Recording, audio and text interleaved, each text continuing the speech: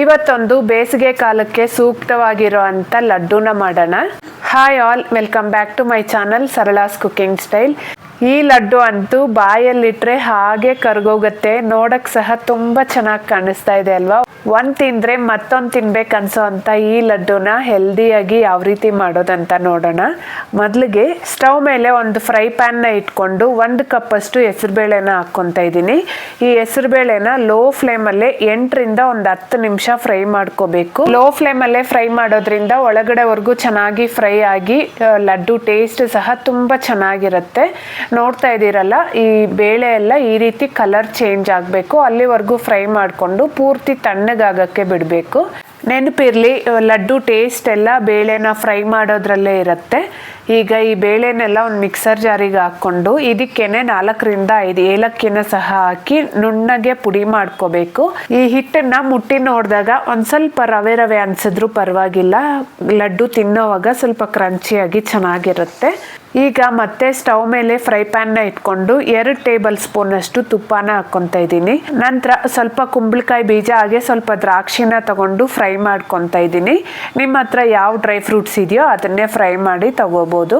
Fry ಆಗಿರೋ ಅಂತ dry fruits ನ ಪಕ್ಕಕ್ಕೆ ತೆಗೆದಿಟ್ಕೊಂಡು ಅದೇ ತುಪ್ಪಕ್ಕೇನೆ ನಾವು ಪೌಡರ್ ಮಾಡಿಟ್ಟಿದ್ವಲ್ಲ ಆ ಹೆಸರುಬೇಳೆ ಹಿಟ್ಟನ್ನ ಸಹ ಹಾಕಿ ಮತ್ತೆ 2ರಿಂದ 3 ನಿಮಿಷ ಲೋ ಫ್ಲೇಮ್ ಅಲ್ಲೇ ಫ್ರೈ ಮಾಡ್ಕೋಬೇಕು.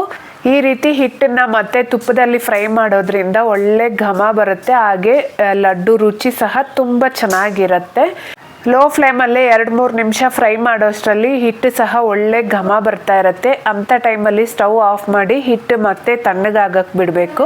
ಲಡ್ಡುಗೆ ಸಕ್ಕರೆನ ಯೂಸ್ ಮಾಡೋದಾದ್ರೆ ಸಕ್ಕರೆನ ಡೈರೆಕ್ಟಾಗಿ ಪೌಡರ್ ಮಾಡಿಕೊಂಡು ಹಿಟ್ಟು ಜೊತೆ ಮಿಕ್ಸ್ ಮಾಡ್ಕೊಂಡ್ಬಿಡ್ಬೋದು. ಆದರೆ ನಾನು ಇಲ್ಲಿ ಬೆಲ್ಲ ಯೂಸ್ ಮಾಡ್ತಾ ಇರೋದ್ರಿಂದ ಈ ಹಿಟ್ಟನ್ನ ಮತ್ತೆ ಮಿಕ್ಸರ್ ಜಾರಿಗೆ ಹಾಕ್ಕೊಂಡು ಅದಕ್ಕೇನೆ 1/2 ಕಪ್ ಅಷ್ಟು ತುರಿದಿರೋ ಅಂತ ಬೆಲ್ಲನ ಹಾಕ್ಕೊಂಡು ಒಂದು ಸ್ವಲ್ಪ ಮಿಕ್ಸ್ ಮಾಡ್ಕೊತಾ ಇದ್ದೀನಿ.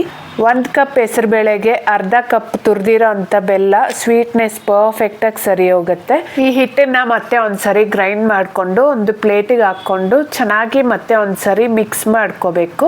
ಬೆಲ್ಲ ಹಾಕಿರೋದ್ರಿಂದ ಈ ಹಿಟ್ಟನ್ನ ಕೈಯಲ್ಲಿ ಹಿಡಿದ್ರೆ ಹಾಗೇನೆ ಉಂಡೆ ಹದಕ್ಕೆ ಬರುತ್ತೆ. ಆದ್ರೆ ಇದನ್ನ ಈ ರೀತಿನೇ ಉಂಡೆ ಕಟ್ಟಕ್ಕಾಗಲ್ಲ.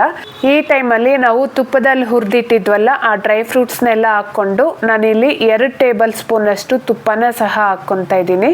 ಮೊದಲಿಗೆ 1 ಟೇಬಲ್ ಸ್ಪೂನ್ ತುಪ್ಪ ಹಾಕಿ ಚೆನ್ನಾಗಿ ಮಿಕ್ಸ್ ಮಾಡ್ಕೊಂಡು ಮತ್ತೆ 1 ಟೇಬಲ್ ಸ್ಪೂನ್ ತುಪ್ಪನ ಹಾಕ್ಕೊಂಡು ಉಂಡೆ ಕಟ್ಕೊತಾ ಇದ್ದೀನಿ. ನಾನು ತಗೊಂಡಿರೋ ಮೆಜರ್ಮೆಂಟ್ಗೆ ಕರೆಕ್ಟಾಗಿ 4 ಟೇಬಲ್ ಸ್ಪೂನ್ ಅಷ್ಟು ತುಪ್ಪ ಇಡಿಸಿದೆ. ಹಿಟ್ಟನ್ನ ಸ್ವಲ್ಪನೇ ತಗೊಂಡು ಗಟ್ಟಿಯಾಗಿ ಪ್ರೆಸ್ ಮಾಡಿಕೊಂಡು ಉಂಡೆ ಕಟ್ಕೋಬೇಕು. ಇದನ್ನ ಉಂಡೆ ಕಟ್ಟೋವಾಗ ಸ್ವಲ್ಪ ಪ್ರೆಸ್ ಮಾಡೋಷ್ಟರಲ್ಲೇ ಪುಡಿ ಆಗ್ತಾ ಇದೆ ಅನ್ಸಿದ್ರು ಒಂದು 2-3 ಅವರ್ಸ್ ಹಾಗೆ ಬಿಟ್ಬಿಟ್ರೆ ಲಡ್ಡು ಚೆನ್ನಾಗಿ ಸೆಟ್ ಆಗಿ ಪರ್ಫೆಕ್ಟ್ ಟೆಕ್ಸ್ಚರ್ ಅಲ್ಲಿ ಸಹ ಬರುತ್ತೆ. ಇನ್ಯಾಕ್ ತಡ, ಈ ಬೇಸಿಗೆಗೆ ನೀವು ಸಹ ಈ ಹೆಸರುಬೇಳೆ ಲಡ್ಡುನ ಒಂದ್ಸರಿ ಟ್ರೈ ಮಾಡಿ ಹಾಗೆ ಹೇಗಾಯ್ತು ಅಂತ ಕಮೆಂಟ್ ಮಾಡಿ ತಿಳಿಸಿ. ಇಷ್ಟ ಆದ್ರೆ ಮಿಸ್ ಮಾಡದೆ ವಿಡಿಯೋನ ಲೈಕ್ ಮಾಡಿ. ಬಾಯ್.